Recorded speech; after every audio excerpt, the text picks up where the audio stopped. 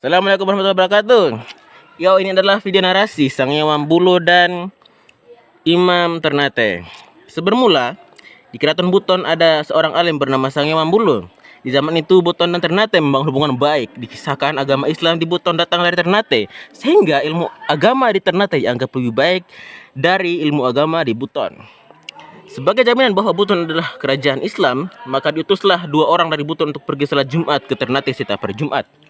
Kedua utusan itu berangkat pagi hari dan tiba pada waktu zuhur. Setelah sholat, mereka pulang dan tiba pada waktu petang. Mereka melakukan setiap hari menggunakan perahu.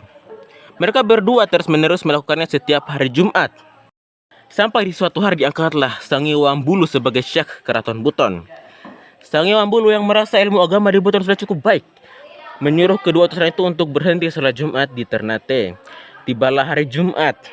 Syekh Ternate merasa bingung menyadari dua utusan yang tidak datang. Dalam rasa kebingungan itu, ia berpikir mungkin saja Buton sudah bukan kerajaan Islam lagi. Hatta berangkatlah Syekh Ternate dan rombongannya ke Buton menggunakan kapal. Dengan karomahnya, Sang Hyang Wambulu mengetahui kedatangan Syekh Ternate itu, sehingga Sang Hyang Wambulu pun menggunakan perahu ke kapal Syekh Ternate di tengah lautan. Dengan penampilan seperti nelayan, ia mengucapkan salam kepada seorang awak kapal. Maka terjadilah dialog antara Sang Hyang Wambulu dan awak kapal. Assalamualaikum. Waalaikumsalam. Mau kemana? Ke keraton. Belum.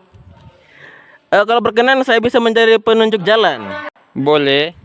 Awak kapal pun mempersilahkan Sang Hyang Wambulu untuk naik ke atas kapal. Begitu Sang Hyang Wambulu menaiki kapal tersebut, terjadi keanehan. Kapal pun miring karena berat sebelah. Sang Hyang Wambulu pun ditempatkan di tengah kapal agar kapalnya seimbang. Setibanya di tepi pantai, mereka diantar melalui jalan setapak. Sampai waktu zuhur, mereka melewati sebuah gubuk. Mereka memutuskan untuk sembahyang di sana. Karena ajaran agama di Buton sedikit berbeda dengan Ternate, maka penunjuk jalan yang sebenarnya adalah Sang Hyang Wambulu memutuskan untuk sholat sendiri. Syekh Ternate mulai sholat terlebih dahulu. Saat takbir, setengah badan Syekh Ternate dari pinggang sampai kepala menghilang. Hal ini karena sebagian tubuhnya yang lain berada di Mekah. Saat salam, tubuh Syekh Ternate kembali seperti semula. Tiba giliran si penunjuk jalan. Orang-orang Ternate memperhatikannya. Tanpa memperdulikan hal tersebut, penunjuk jalan memulai sembahyangnya. Saat takbir, seluruh tubuh Sang Hyang Wambulu dari kepala sampai kaki menghilang.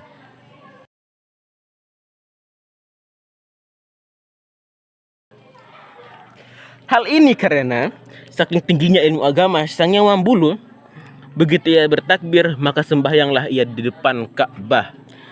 Beberapa saat kemudian, tubuh Sang Hyang Wambulu terlihat kembali. Lama-kelamaan, tubuh Sang Hyang Wambulu menjadi lebih muda.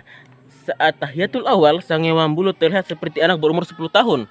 Terus-menerus mengecil berangsur-angsur sampai menjadi setetes cahaya kecil saat tahiyatul akhir. Saat salam, tubuhnya kembali seperti semula. Setelah selesai sembahyang, orang-orang Ternate pun bertanya, Tadi kamu menghilang ke mana? Sang Hyang Wambulu pun membuka tangan ke kirinya dan memperlihatkan tanah yang diambil dari samping Ka'bah. Dia pun mengangkat lengan kanannya memperlihatkan ketiak kepada Syekh Ternate. Syekh Ternate pun samar-samar melihat surga. Hatta Sang Hyang Wambulu mengangkat tangan kirinya dan memperlihatkan ketiaknya. Syekh Ternate pun samar-samar sekilas melihat neraka. Melihat tingginya ilmu agama si penunjuk jalan, Syekh Ternate pun percaya dengan tingginya ilmu agama di tanah Buton. Syekh Ternate pun kemudian memutuskan kembali ke Ternate. Dengan kebijaksanaannya, Sang Hyang Wambulu membantah prasangka Syekh Ternate tanpa mempermalukannya. Dan kisah kebijaksanaan ini pun diturunkan dari generasi ke generasi hingga saat ini. Aman.